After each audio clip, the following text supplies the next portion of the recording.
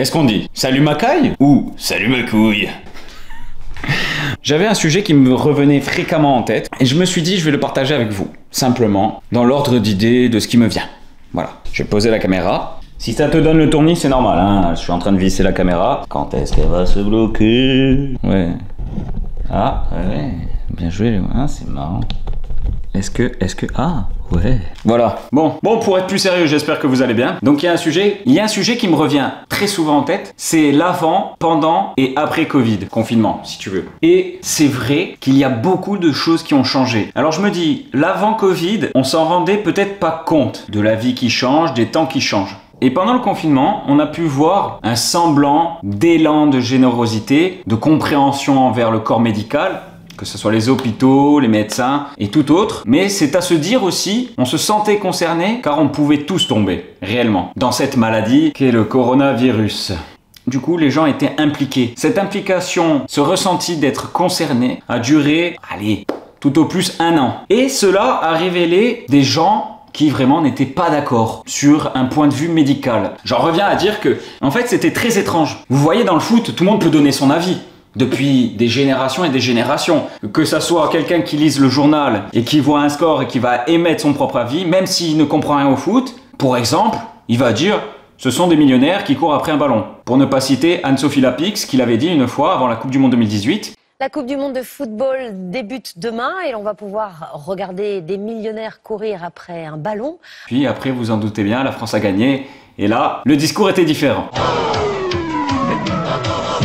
Durant le confinement, n'importe qui pouvait donner son avis. N'importe qui. C'est très bien de s'intéresser à un sujet, de savoir d'où vient cette maladie, ce virus. Très bien. Mais de là à créer des tensions, j'ai jamais compris ça. Il y a des gens qui se faisaient vraiment la guerre sur les réseaux sociaux, à la télé. C'était impressionnant. Alors j'ai l'impression que maintenant à la télé, on ne voit que des débats. On ne voit que des sujets qui permettent à se diriger vers un débat qui, forcément, mène à la division d'un peuple, la division des auditeurs et des auditrices. Et moi, ça me peine tout ça, de voir ce monde-là où chacun se dispute au lieu de discuter. On ne discute plus maintenant, on se dispute. On monte de suite sur nos grands chevaux, on est violent, on est aigri, il y a de la jalousie de partout. La mentalité française est spéciale.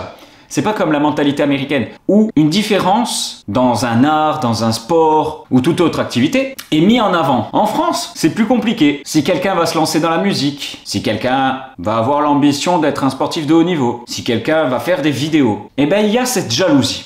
Vraiment. Et elle s'est multipliée après le confinement. Quand je vois les commentaires sur des gens qui essayent de faire des vidéos, qui essayent de chanter, je dis pas que, certes, il y a une chance qui est donnée à tout le monde, mais de réussir et de perdurer dans un art ou un autre secteur d'activité est plus difficile. La base, tout le monde l'a. Tout le monde a une chance, une opportunité. Ça, c'est indéniable. Après, comme je te dis, réussir et perdurer, c'est autre chose. Avoir un public, c'est autre chose. Mais là, on est dans un cycle où tout le monde se fout de la gueule de tout le monde, où tout le monde critique tout le monde, et c'est un délire impressionnant. Je veux bien.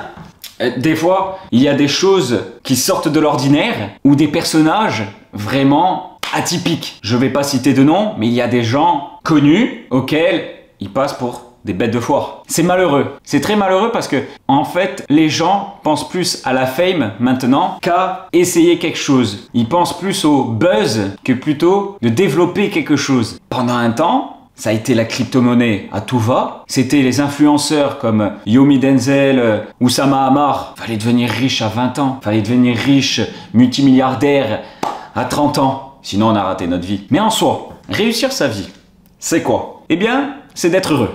Avant tout.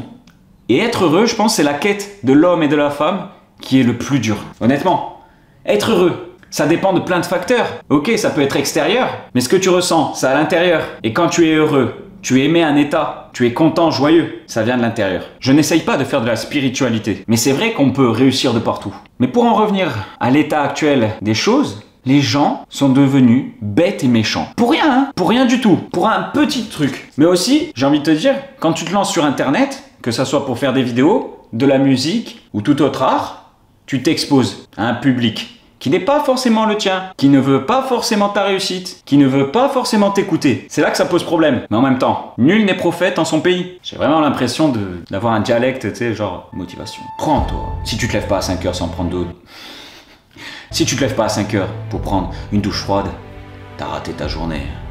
Avec 5 heures de méditation par jour. Voilà. Donc, en vrai, ça m'attriste. Parce que tout est critiquable. Tout est sujet à faire débat. Et ça m'attriste un peu. Parce que même des gens qui sont dans l'excellence de leur culture, de leur art, de leur sport, sont critiqués à mort. Mais à mort! À mort! Rien que le foot. Tu regardes Ronaldo et Messi, ils sont critiqués à la mort. Les gars, ils ont tout vu. C'est incroyable.